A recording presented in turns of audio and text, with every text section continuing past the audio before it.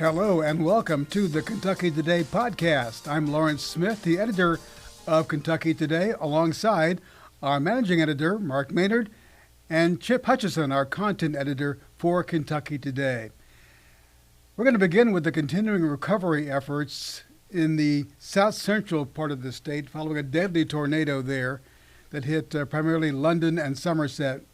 Last week, videographer Frank Peer and I went down to London and connected with the Kentucky Baptist Disaster Relief Chainsaw Team.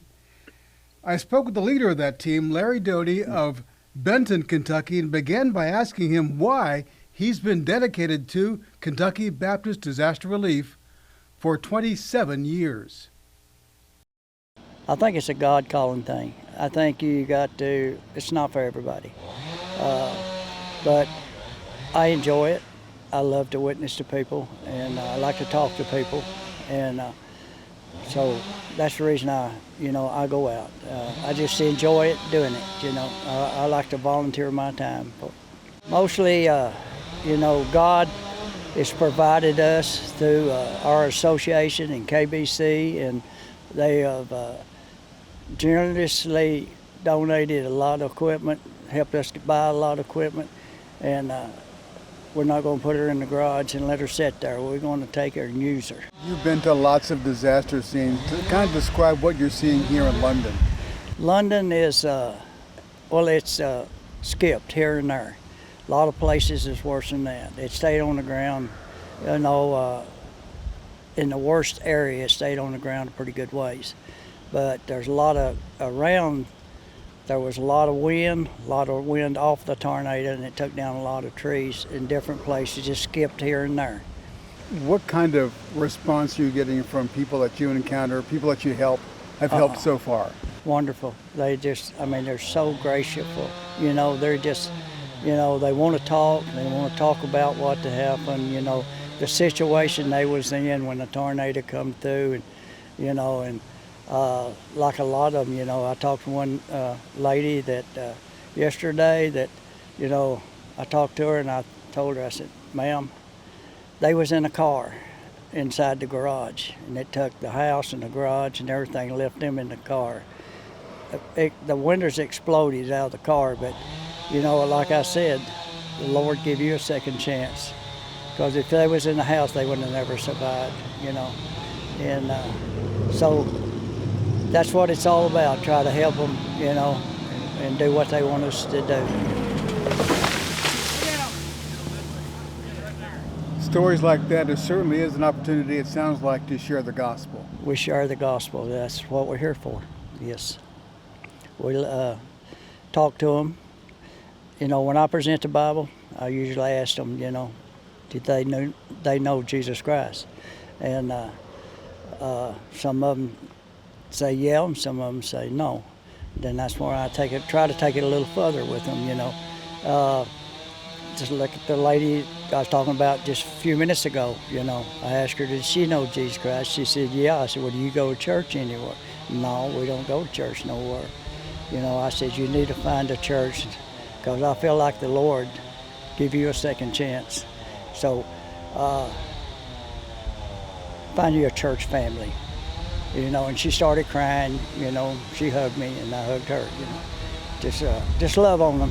They'll love you back. Talk about the crew you're working with here, the men and women who are on this crew. They're great crew, great people to work with. You don't hear no fussing and fighting or feuding or everything. Everybody does what they're supposed to do. They're great people, good Baptist people, and they're really easy. You tell them what you want and they do it, and I really appreciate them. I love them too. We're a church family. To you, what's the best thing about doing this kind of work? Best thing about it?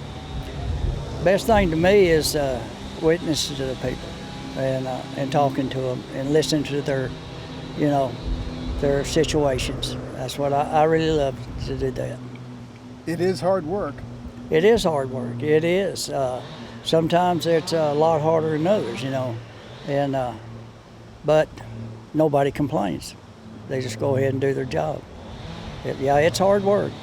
What would you say to Kentucky Baptists who kind of make this possible for you to do that through their generous giving, particularly through the cooperative program. Right, through the cooperative program. They, through the churches and the association, they generously give. A lot of the churches do, and then KBC through the cooperative program, they generously give too. And Ron Crow is a great guy, man. He's easy to work with, and he has really been good to me. Larry, there was speaking of Kentucky Baptist Disaster Relief Director Ron Crow, who does a great job coordinating all those volunteers across the state through all these disasters, along with his assistant Amanda McGarry. You can see the full story of Larry and his crew in the coming days on KentuckyToday.com. Now, Mark, you wrote a fascinating story about how one chainsaw crew literally left a lasting memory, in, of all places, a cemetery. Yeah, it was actually Ron sent me that photo on Saturday afternoon, and he said, call Jamie Reynolds. He can give you all the details. So I did that, called Jamie and talked to Tommy Tapscott as well.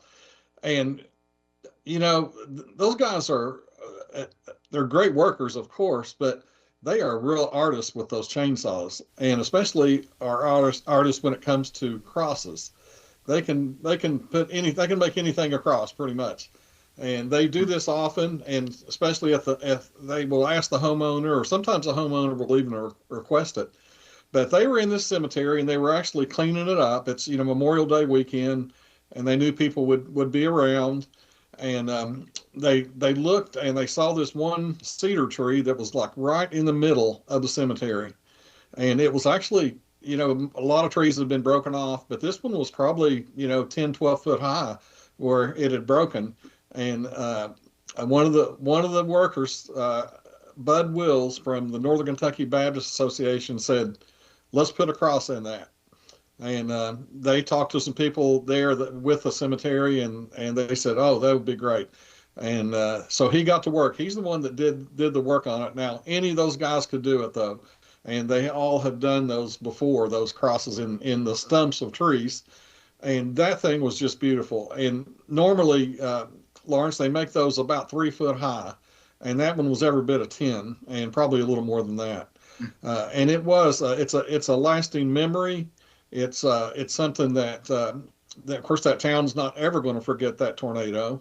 There's no way that church, that community there, but it's a good reminder that God is there, and in a cemetery, what a perfect place. And not only that, but everything smelled a lot better too. If you've ever been around cedar, the cedar chests and things like that, how they just have an odor, a good pleasant odor. And there were a lot of cedar trees in that cemetery, and they cleaned up the yard. They took all the debris, off the cemetery. So when people came there, everything just looked great. And in fact, they had the new cross that was stationed right in the middle. I would encourage people to go to our website and look at that photograph of that cross they carved out of that cedar tree. It's really, really good, really interesting, and that they do that. Chip, there was also some damage at one of our great youth camps, Jonathan Creek. Yes, there was a storm that came through. It was ironic that the combined summer staff of both Cedarmore and Jonathan Creek, they were having training during that time. And this was a week and a half ago, almost 2 weeks ago now. And they storm alert, the alarm went off. They all were huddled together. There was reportedly much nervousness. What was so interesting was that someone started singing a hymn. They all joined in and sang hymns, and that calmed the situation. That was the calming force of the storm. There at Jonathan Creek, there's in Hardin, Kentucky, and West Kentucky. There were about 8 or 10 trees that came down. One of the trees came down, leaning across the roof of the newly completed lodge. The lodge at Jonathan Creek, $3 million building that will house 184 people. And the only real damage was the damage to gutter there. They're already able now to use it. There's a large retreat going on there now at Johnson Creek. But immediately on the next morning, they got out, all those summer staffers, and with some other help, they cleaned up the property, got everything in good shape. So we're thankful for the Lord's provision, and no one hurt, obviously no loss of life there at Johnson Creek, and they are ready to go for the summer now. Well, good point, because they're about to get real busy because the camp season begins in the next few days, right? Both the Johnson Creek and the Cedarmore. Yes, camp starts on Friday.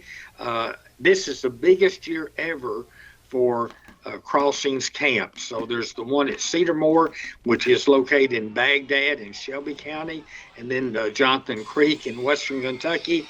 And they've got 27,000 campers scheduled to attend those two camps, those two facilities. There are 2,800 people on the waiting list. And it's amazing the Crossings work. A lot of state conventions are selling their camp properties. What's so interesting, I think, about Crossings, not only do they host these campers here in Kentucky, they go and they conduct camps at facilities in two in Tennessee, one in West Tennessee, the other in East Tennessee, and then also one north of Washington, D.C. in the Maryland-Delaware Convention. What a remarkable story Crossings is. The number of people who come to faith in Christ during that Christ-centered time. Crossings camps host students from third grade through high school seniors. And not only are people saved there, but we have a number of people who surrender to Christian ministry while at these camps. So it's a tremendous program, and we can be very thankful for the work of Crossings. They do indeed a great job. To put a bow on this disaster relief conversation, the relief efforts continue. In fact, a call just went out to gather a team to do continuing flood recovery in Oak Grove. That is still a problem. And this Sunday, June 1st, is Disaster Relief Sunday, so you're likely to see in your congregation men and women wearing gold shirts because they are disaster relief volunteers. So treat them well, say hello, and thank them for their service to the Lord and to our state as they help storm victims recover from these devastating storms. Mark, we talk about cooperation a lot, and it means more than just financial cooperation, putting our funds together to do mission work. In Crofton, Kentucky, there is cooperation among churches to reach that entire community for Christ, literal cooperation coming together. Talk about that. Yeah, it's really interesting. 2 times a year, there's 11 churches in Crofton that get together, and they have a joint worship service, and they go to a park called Gordon Park, and they set up there, and they take turns preaching, and they take turns bringing music, and everybody gets along. And it's really interesting because they will get 300 to 350 people there at these worship services. And Crofton is not a big place. In fact, it's about 650 population. And a lot of that is Amish, and they aren't there. So everybody else is, though, apparently. And Jim Gifford, who's the pastor at Crofton Baptist Church, and that's the biggest church of the churches in this group, they had 9 there on, I think it was last Sunday or Sunday before last, I think it was. Maybe not last Sunday, Sunday before. And they have 9 churches, and he was ecstatic. And, it's, for one, they get to know each other, and they get to know each other's problems, and they get to help solve each other's problems. And one thing they're doing is joining together to have a joint food pantry. The pastors are the board of directors for this, and it's going to be, for the entire community to come when they need food. It's going to be available to them. They've talked to several food banks. They're working with one out of Hopkinsville. And, it just shows you what cooperation can do and how much it means. We know that. We talk about it every week on this program about the cooperative program and how important that is. And certainly it is. But cooperation also means getting along, getting along in your own church, getting along with with other believers as well. And that's what they're doing in Crofton. And I think they're going to find out they can do more together too. I think you're right. Chip, Buck Run Baptist Church in Frankfort is reaching out way beyond the borders of Kentucky.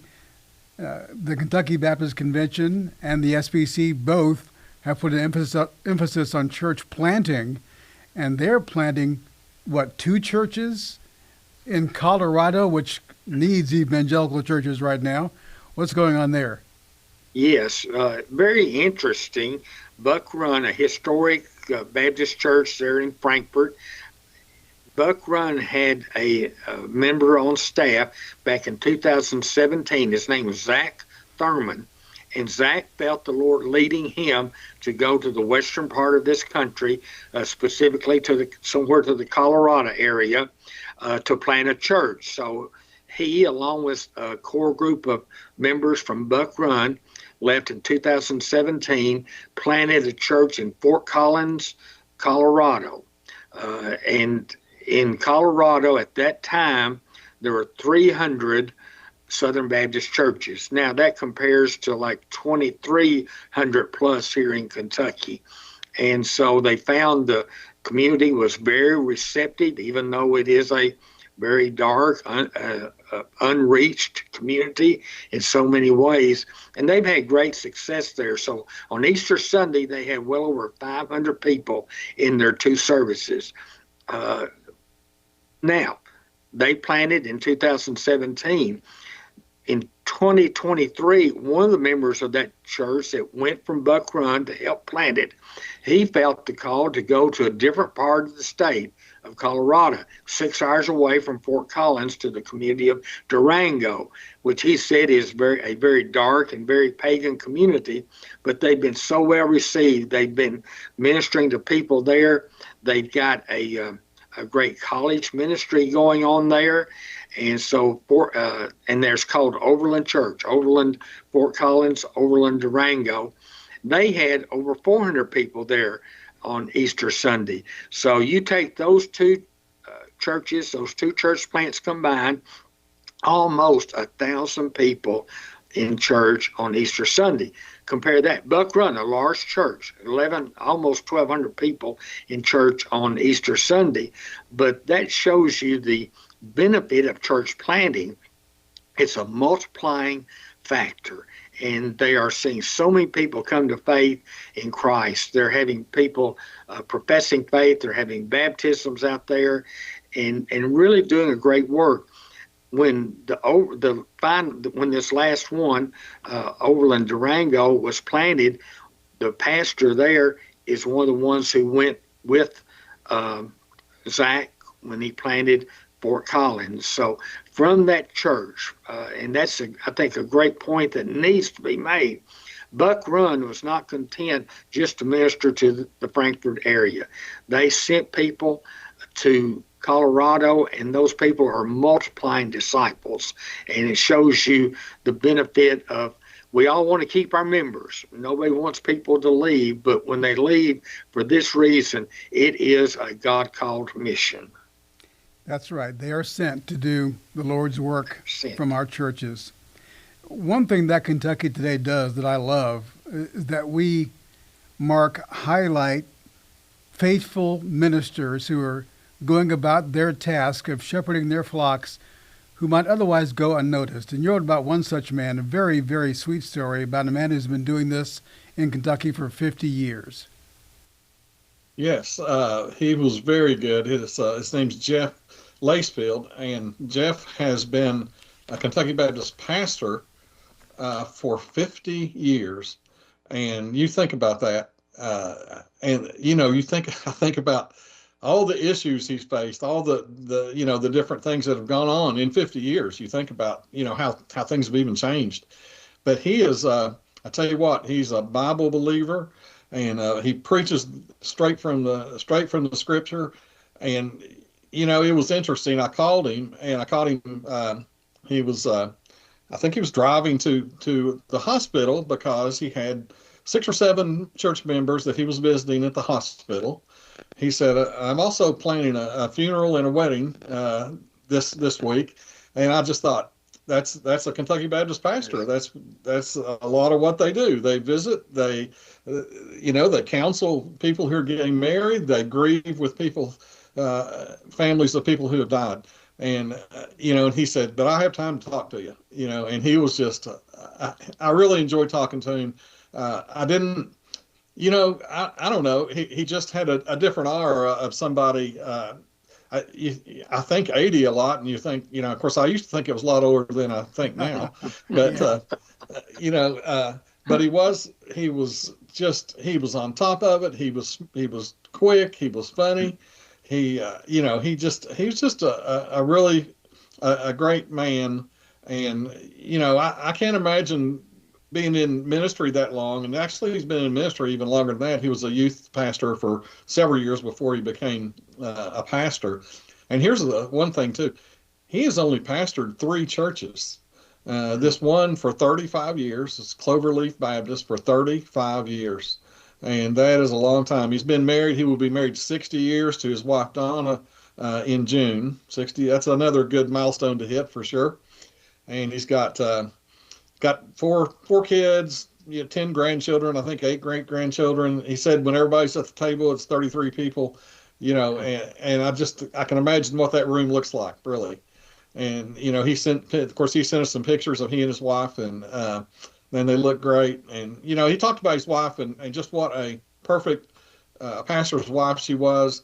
And, I think a lot of churches, when they get a pastor, they think they get the wife too automatic. She's got to do VBS. She's got to play the piano. She's got to be really involved. And he said, that wasn't the case. He said, she sings in the choir. She doesn't play the piano. She certainly is a prayer warrior for me. But the expectation was her just to be a faithful member like anybody else. And that's the way it should be. You shouldn't have that expectation on her, beyond being a faithful member, of course, and supporting her husband. But they're a very sweet couple. And, I said, well, what do you think? How long are you going to keep on going? And he said, I have good health. I know that could end in a second. But I'm thankful for what the Lord's given me, for the health he's given me, and for the people he's given me, and the different, you think 35 years, he's been through a couple generations of people, that have gone through there. And that's what a blessing he is, really. And he's, he's not looking to quit anytime soon, I don't think, but, we'll see. He is 80, so we'll see. But he still sure has a lot of energy for someone that age, and he sure still loves being a pastor. Well, I'm glad you wrote that story. It was a very nice story to read. I encourage people to do that. I want to transition now from someone who is aging well to someone who did not age so well, unfortunately, and that's President Biden. And we don't talk about national issues that much on this podcast, but this book called Original Sin by Jake Tapper and Alex Thompson, really all folks are talking about in Washington and across the country. I don't want to get into the politics of this very much, but I want to discuss, because I have here in front of me a lot of experience in the news media, to talk about the news media's role in this cover-up of the obvious decline of President Biden's mental faculties. A couple of points, though, to begin. We need to be careful when we're talking about the media, painting the media with a broad brush, because I think there are some media members who did report this story. I think of the Wall Street Journal, for example, and Alex Thompson himself, who's with Axios, covered the president's cognitive decline, but they were largely dismissed and sometimes vilified.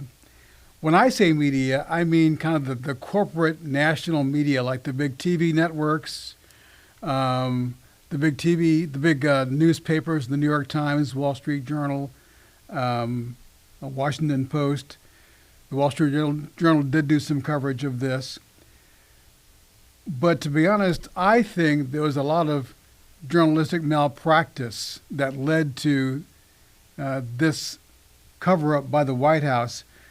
I won't go as far to say as the the media was involved in the cover-up or participated in it, but I will say they played some part in that they failed to pursue the story vigorously, as they otherwise might have done, and in some cases actively dismissed it and derided those who brought it up. I think of Jake Tapper himself, who admits doing that, even though we could all see President Biden's decline. So as experienced newsmen, and I'll start with you, Chip, give me your thoughts on what role the media may have played, if any, in this cover-up of President Biden's cognitive decline. Well, I certainly think, Lawrence, it's a worthy discussion to have in our country today.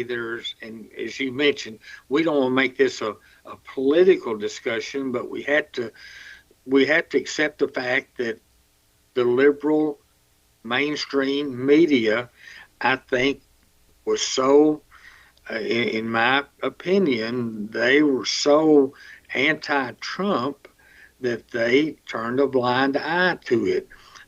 There are many culprits in this case. If you listen to Al Mohler's podcast today, you heard him talk about those closest to him in his that had his ear, especially his wife, who noticed the decline more than anyone else and really has a moral obligation. And Dr. Mohler said this was a moral failure on behalf of those who should have known to not come forward.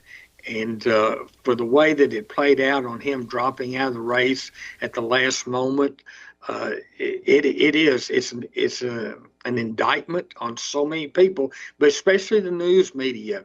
And I think it's a sign of where our media environment is today, that we don't have the investigative work going on. A lot of the national media like to talk about their investigative reporting, but it is much, much lamer than it ever was. We know it was newspaper reporters who broke the Watergate scandal. We just don't see that today. And whether it's because of their political bias from some of the media, whether it was just a laxness, but for the sake of our democracy, for the sake of civic government, we don't need to let this happen in our society. You're right. There is investigative reporting, but in this case, it was lax because reporters can only report what their sources are telling them. Right. But it seems that some of these journalists were not pushing their sources to get information. And one theory I've heard, Mark, is that they were so concerned that they would help President Trump, presidential candidate Trump, that they decided not to pursue the Biden story. But Mark, give me your thoughts. Yeah, I mean, I think it's certainly an indictment on the integrity of the national news media, mainstream media, that they haven't gone further. I feel like it's when you're going to a pool and you put your toe in the pool and then you eventually get wet. You get all wet. They didn't ever do anything but put their toe in the pool, and they kind of basically covered it without covering it. And the damage that could be done because of that. I mean, they had the auto pen. You all have heard of the auto pen, where who was doing it? Who was signing? Who was running the country? I mean, these are questions that should have been asked at news conferences. But how many news conferences did he even have? We're now used to President Trump because they have a news conference practically every day. But how many did the Biden administration even have? But these guys had inside people that knew more than they were reporting. These guys knew more than they were reporting. You know it. I mean, they're smart individuals. They have important sources. But again, as you guys have already said, I think they were afraid that they didn't want to help President Trump's case at all. So let's back off this. Let's not make this worse than it is. And his debate, they couldn't hide it. That was the that pulled the curtains back on his health, and everybody in the nation and other nations and everywhere else saw it. And you think about other nations seeing it, what a laughing stock we probably were, and some of the respect that we lost because of having him out there in that shape. And it's too bad for him. I mean, I don't wish anything bad on him, but it was a fact of life, and I think we all saw it, we all know it. They took him out, finally at the last second. In hindsight, I think they probably wish they had maybe talked and done that sooner. And I think they would have been in much better shape if they had. Well, you mentioned there the political bias, and surveys have indicated that much of the national media do kind of tend to tilt to the left. But I think there was also a concern about a lack of access to the White House if they started raising these questions. That's also part of it. But I think we all agree that journalists, for the most part, did not do their job well in this situation. I think we're all the era where we were taught, if your mother tells you that she loves you, check 3 sources to make sure. I think we all kind of learned that growing up, and that certainly was not the case in this story. Well, we can talk more about that all afternoon. We're out of time, but I want to get your perspectives on this book and what the country is talking about right now. We can see all those stories and more on KentuckyToday.com. And for more on the Kentucky Baptist Convention, go to kybaptist.org. Lord willing, we'll see you next time on the Kentucky Today podcast.